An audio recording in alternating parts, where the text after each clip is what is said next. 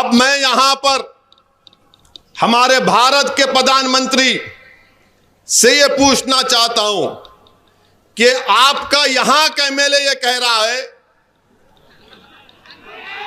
कि यहां के बीजेपी के एमएलए बोले, प्रेस का स्टेटमेंट है, मैं 2,500 करोड़ दिया तो कर्नाटका का मुख्यमंत्री बन जाता हूं। बोले ना, बोले बोले, डर के नहीं बोलना, बोले नहीं बोले। अब पूछना पड़ेगा तेरे के ने 2,500 करोड़ कहां से आए रे? 2,500 करोड़ तेरे को कौन दिया? कहां से आए? अलादीन का चिराग है क्या? गसे तो निकल रहे, 2,500 करोड़ गसरे निकल रहे, गसरे निकल रहे हैं। तेरे कहने मोकिला है, जिन्नात की फौज है। 2,500 करोड़ दिए तो प्रधानमंत्री जी आप तो गरीब है, आप तो बोले मैं झोला लेके चले जाऊंगा, मगर देश के प्रधानमंत्री 2,500 करोड़ समझ में नहीं आया। इन्हें भी क्या लंबी लंबी छोड़ रहा क्या? वाह, 2,500 करोड़ दिए तो बन जाता हूं मैं। अच्छा, बीजेपी में शायद मुख्यमंत्री बनने की फीस यही है, नहीं मालूम। उन्होंने बोले, बोल रहा हूं मैं, ये प्राइम मिनिस्टर को बोलना पड़ेगा, मैं इनसे नहीं पूछूंगा, मैं बड़ों से बात करता हूं, लेवल के लोगों से, उनको बोलना पड़ेगा 2,500 करोड़ कैसा है भाई। अब ये बेचारे पुलिस वाले जो काम करते हैं उनको क्या 1 लाख, 1.5 लाख, 80,000, उनको सोचेंगे अम्मा पोस्टिंग का क्या होता कि अब अब 2,500 करोड़ मामूली बात है, मगर कुछ नहीं तो शायद प्राइम मिनिस्टर को मालूम भी होगा। अच्छा, हम प्राइम मिनिस्टर से दूसरा सवाल कर रहे, आपका एमएलए ये बोला कि हलाल गोश्त के वो लेके धर्म परिवर्तन करते, बोले ना, बोले ना, बोले नहीं बोले? हाँ, या मैं झूठ बोल रहा हूं? अब आप ये बोलो, आपको मालूम हम जो भारत से गोश्त एक्सपोर्ट करते, 70 कंट्रीज को हम गोश्त एक्सपोर्ट करते, कितने 70 ममालिक को गोश्त हमारा जाता, ममालिक को एक्सपोर्ट करते। उसमें कौन से मुस्लिम ममालिक हैं? मलेशिया, इजिप्ट, मिस्र, इंडोनेशिया, इराक, सऊदी अरेबिया भी है रे, यूएई। अच्छा, आपको मालूम कि हमारा जो इंडियन बफलो जाता जून 2020 और 21 में 3,670 करोड़ का एक्सपोर्ट हुआ। कितना हुआ? 3,670 करोड़ 2020-21 में। इन्होंने बोले 2,500 में सीएम बन जाता हूं, 3,670 करोड़ का एक्सपोर्ट हुआ। अब छोड़ो जी, अब मैं बोल सुनो तुम, मगर तुम जो बोल रहे सही बोल रहे, मैं नहीं बोलता कुछ भी, मैं नहीं बोला, तुम बोले, और तुम क्या बोले सब सुन लिए, मैं नहीं सुना। अब अप्रैल जून 2021-22 में वो 3,670 करोड़ से एक साल में कितना बढ़ गया मालूम आपको? 7,543 करोड़, 7,540 पे 3 करोड़। अब इन्हों क्या बोल रहे? हलाल पे थूकते, धर्म परिवर्तन करते। बंद कर दो ना, ये बंद कर दो। कौन बोल रहा ले जाओ एक्सपोर्ट करो? सऊदी अरब के बादशाह पूछेंगे, मोदी जी बोलेंगे मित्रों मैं भी जा रहा हूं, बोलेंगे नहीं, बोलेंगे क्या बोलेंगे नहीं मालूम। यूएई पूछेगा, मलेशिया पूछेगा, इराक पूछेगा, 70 कंट्रीज पूछेंगे, आप बोलो बंद करो। तुम धोखा दे रहे, बीजापुर की जनता को लड़ा रहे, हिंदू मुसलमान की नफरत पैदा कर रहे। भारत को डॉलर मिल रहे, भारत को पैसा मिल रहा, भारत मजबूत हो रहा, मगर इन्हों यहां झूठ बोल रहे, या तो हम ही गोश्त खाते। खाने को खाना नहीं है, मुसलमानों को, दलितों को, हमारे गोश्त के पीछे पड़े हुए। तो कितना बढ़ गया? एक साल में 110% बढ़ गया। 3,670 करोड़ से 7,540 पे 3 करोड़। अच्छा, आपको मालूम कौन सी बड़ी बड़ी कंपनियां हैं? ये कंपनी है अलाना कंपनी है। कितना एक्सपोर्ट करती है? 2028 करोड़ का गोश्त एक्सपोर्ट करते। अलाना का मालिक कौन है? असउद्दीन ओवैसी है? नहीं है।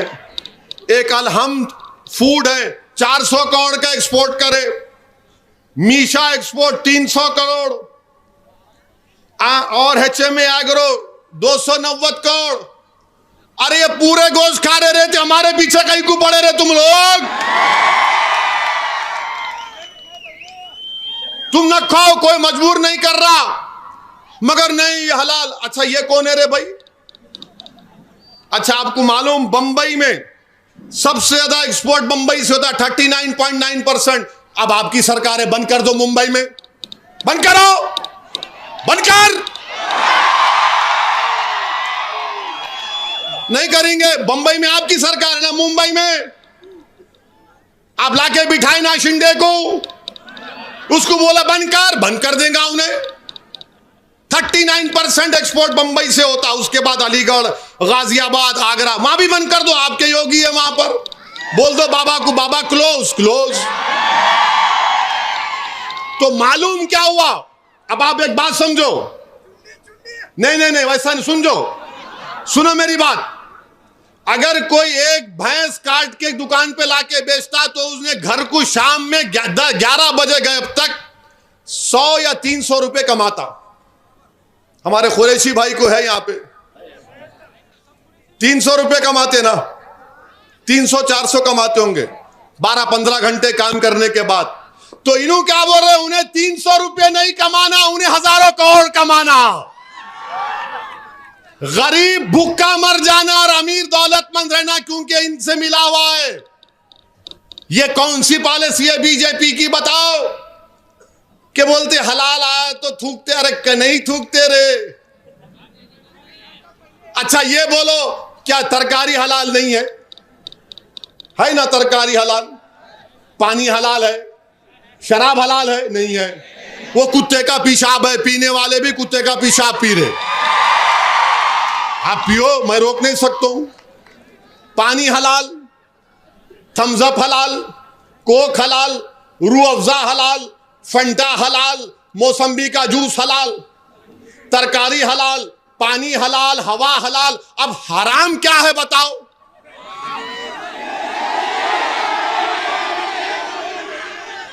तो मालूम हुआ कि गोश्त खाना इन बोरे बंद कर देना, क्योंकि गरीब भूखा मर जाना और ये पूरे एक्सपोर्टर्स जिंदा रहना। हम मर जाना, उन्हें जिंदा नहीं बल्कि अय्याशी करना अपने पैसों से। अब ये बताओ, कर्नाटका की बात हम कर रहे हैं, मैं मीडिया में देखा, ये मीडिया वाले जिम्मेदार है इन पे केस बुक करना, ये कैमरा वाले। उन्होंने ये बताए कि बोम्मई सरकार 40% पे काम करती।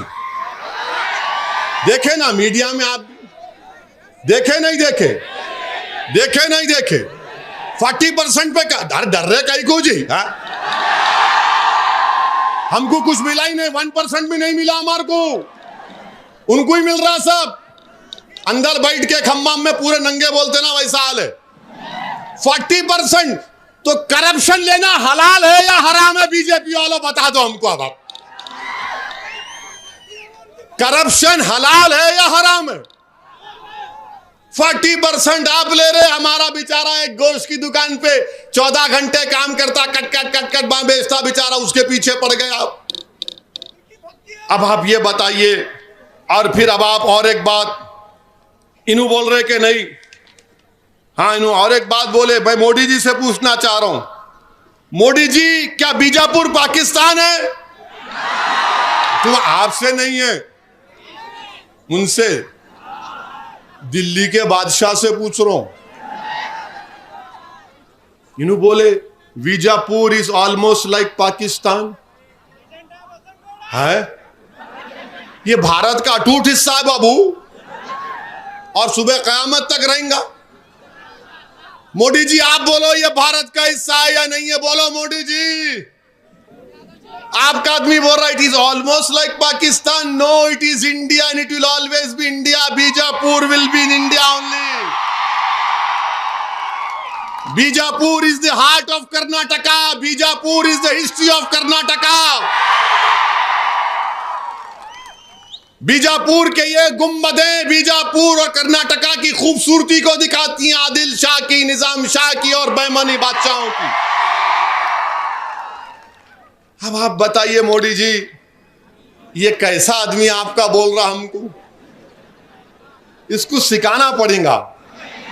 उन्होंने सिखा, हम नहीं सिखा सकते। फिर मोदी जी आप बोलिए, आप देश के प्रधानमंत्री, आप बोलते हैं सबका साथ, सबका विकास, सबका विश्वास। इनका एक वीडियो निकला, इसमें नु बोले कि मैं मुसलमानों का काम ही नहीं करता। बोले नहीं बोले? बोले नहीं बोले? अच्छा, इससे पहले ऐसा कोई बोले इनको? इससे पहले मैं जो बोल रहा हूं ऐसा कोई बोले खुलेआम? क्यों नहीं बोले? क्यों नहीं बोले? कई को नहीं बोले? मिले हुए है जी, औले जौले है दोनों अंदर से, समझे ना? तू मेरी पीठ खुजा, मैं तेरी पीठ खुजाता हूं। मैं उसको डराता हूं, तू इसको समझा जाके। अब तुम डराए तो भी नहीं डरने वाले, तुम समझाए तो भी नहीं समझने वाले इंशाअल्लाह ताला। मेरे अजीज दोस्तों, बुजुर्गों, अब इन्हों बीजेपी वाले कल प्रेस कॉन्फ्रेंस करके बोलेंगे ओवैसी दुश्मन है। मेरे कॉन्स्टिट्यूंसी में लाल दरवाजा है, वहां पे लाल दरवाजे की मंदिर है, और मंदिर के पुजारियों को, उस पुरानी मंदिर को मेरे ख्याल से 4 या 5 करोड़, 3.5 करोड़ रुपये मंजलिस की नुमाइंदगी पे दिलाए। कौन दिलाए मालूम आपको? अकबरुद्दीन ओवैसी। अकबरुद्दीन ओवैसी जाके चीफ मिनिस्टर को बोले, चीफ मिनिस्टर साहब ये मंदिर को पैसे दो। तो हमारा चीफ मिनिस्टर, हाँ, बोले यस, हमारा झगड़ा नहीं है इनसे, दो आप। हमारा झगड़ा आरएसएस, बीजेपी और कांग्रेस से सियासी झगड़ा है। 3.5 करोड़ रुपए दिए। वही मंदिर के पुजारी साहब, कोविड की सेकेंड वेव में कोई अस्पताल में जगह नहीं मिली, अकबरुद्दीन ओवैसी असरा हॉस्पिटल में उनको बेड दिला के इलाज कराए। ये फर्क होता है, ये फर्क होता है। हाँ, मेरे को आप वोट मत दो तो क्या मैं आपको इंसान नहीं बोलूंगा, मैं आपका दुश्मन बन जाऊंगा? वोट देना नहीं देना वो भारत की आवाम का, जनता का जमहूरी हक है। और आप वोट नहीं दिए, उन्हें वहां का भगा दो, उसको इधर भगा दो उसको। क्या बात है बताओ आप, इतनी नफरत क्यों? क्या ये लोग भारत के नागरिक नहीं हैं? और जिन लोगों को तुम गाली दे रहे, सुनो, जब मुल्क की आजादी की लड़ाई लड़ी जा रही थी अंग्रेजों के खिलाफ, अगर सबसे पहले किसी ने अपना खून बहाया तांतिया तोप के साथ, झांसी की रानी के साथ,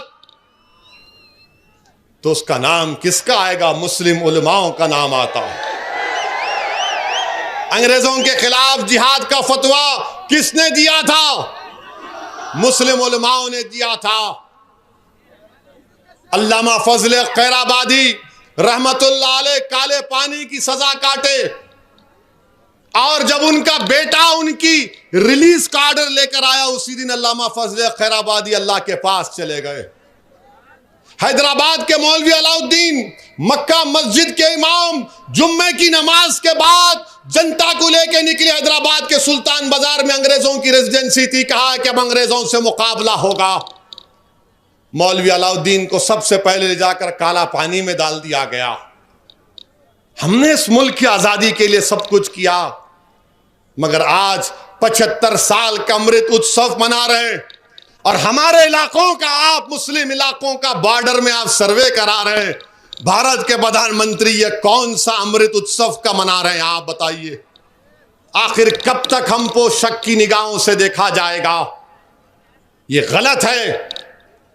इस मुल्क की तारीख में जितना खून मुस्लिम अकलियत और दीगर अपनाए वतन के साथ सबने मिलकर खून बहाया, सुभाष चंद्र बोस के साथ कौन थे? ये जय हिंद का नारा कौन दिए? बोलो, ये जय हिंद का नारा कौन दिए? क्या आरएसएस ने दिया?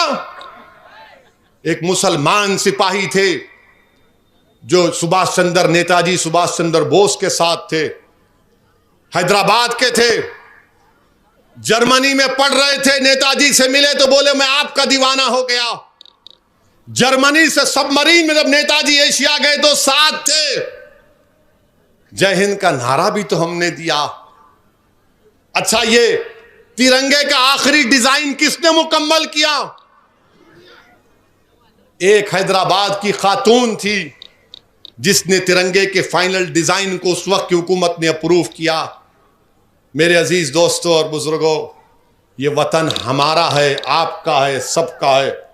इस वतन का कोई मजहब नहीं है। ये वतन ना मुसलमानों का है, ना हिंदुओं का है, ना ईसाइयों का है, ना सिखों का है। ये वतन इन तमाम का है। इस वतन का कोई मजहब ही नहीं है। भारत का कोई मजहब नहीं है।